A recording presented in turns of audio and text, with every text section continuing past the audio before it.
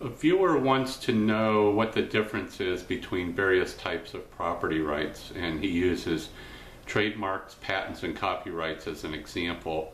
And he also wants to know how these property rights differ from, say, property rights in a house or an automobile or something more tangible.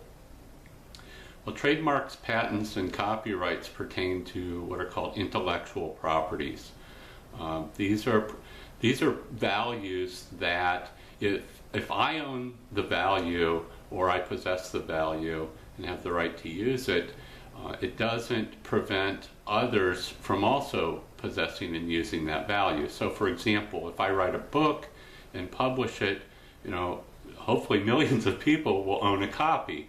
But the fact that one individual owns it doesn't prevent another person from owning that property.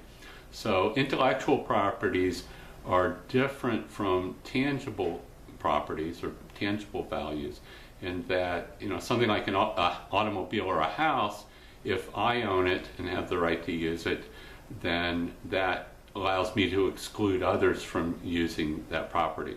So there's a crucial distinction there, the ability to exclude others from the particular value is one thing that distinguishes intellectual properties from tangible properties.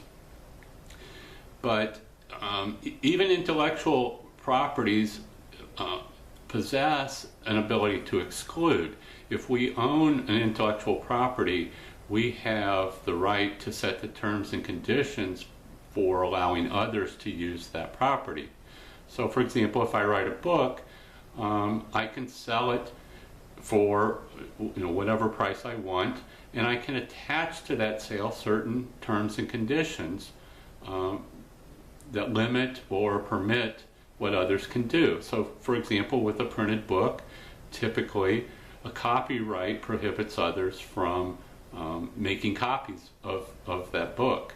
So unless permission is granted or whatever terms and conditions the author wants to attach. And in some cases he allows for free copying and distribution.